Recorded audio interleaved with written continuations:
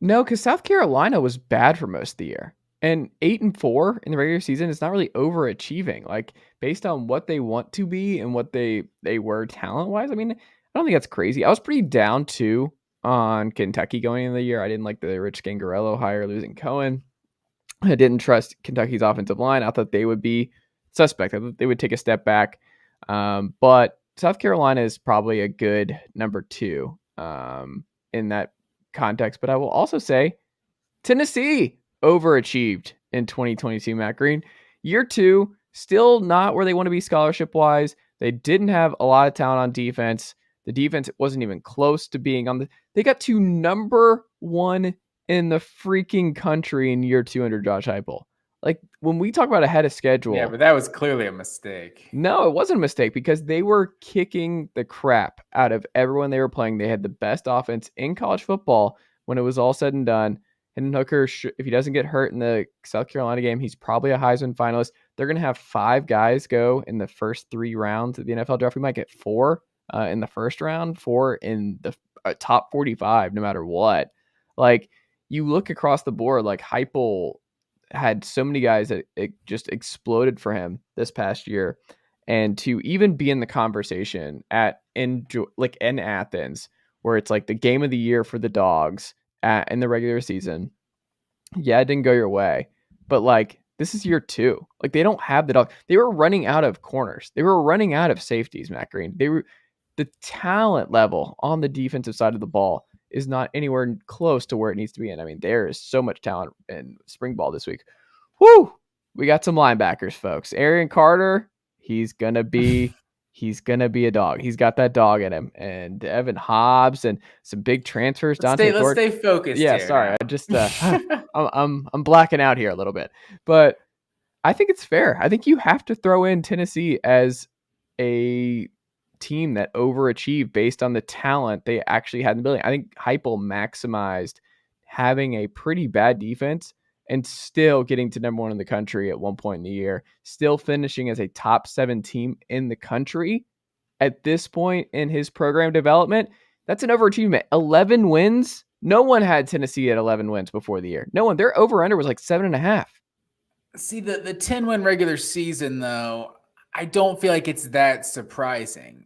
It's because it was kind of, they're going to be really good. You look at what their schedule was. It's like LSU, yeah, that's a big time win. They crushed LSU on the road. I'm saying that's a big time win. But outside of that, you probably assume, you beat Alabama at home. They lose to Alabama, lose to Georgia, and go 10-2. That's probably what you expected. Like, as not me. Best case not on this podcast, Matt Green. Who said before the year that there was no doubt in my mind they were splitting Georgia, Alabama? I did say that, and you said they do something dumb like lose to South Carolina. Do I not know the Tennessee Volunteers? You were all over that. So the loss to South Carolina is what makes it kind of hard to call it overachieving, because it's like that's a game that puts you in the college football playoff, like if you win, honestly. So I think it's just it's hard to call it overachieving. I know what you're saying, year 2, but we've seen a lot of guys, year 2 is when teams can, compete for a national title. So, I don't think it's outrageous to think,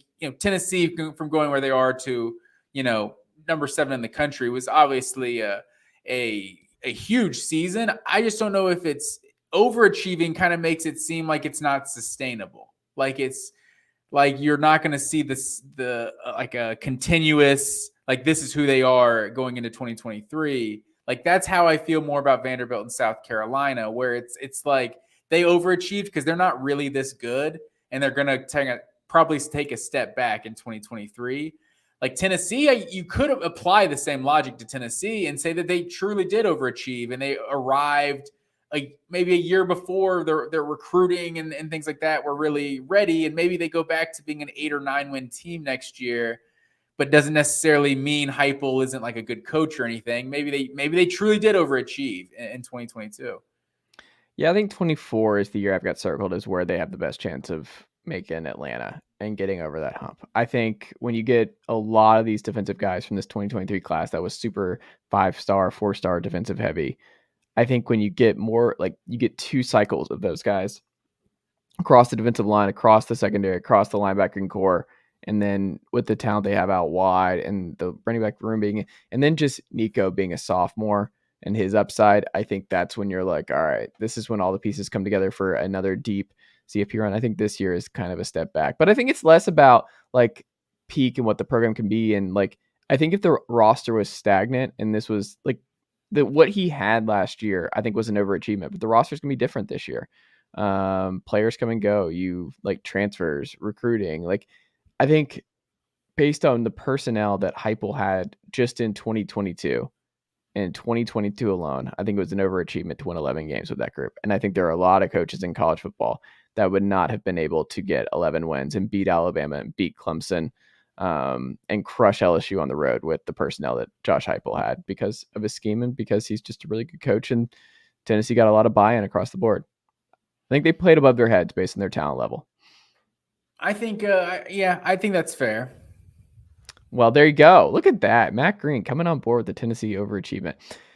Who underachieved? Because I should never expect to actually be top 10. Like, that's just crazy. Okay. You're just not there. Okay. You just had to go. You had to get that last word. For those of you wondering, I know you were a really huge World Baseball Classic guy, Chase Thomas. Shohei Ohtani just closed it out. Struck out Mike Trout actually to his teammate. Close it out for Japan for the World Baseball Classic. So can't be mad. Everyone they were the favorites coming in. Yeah, 3-2 final score. There you go. What can you do? Matt Green, who underachieved the most in the SEC East this year? I feel like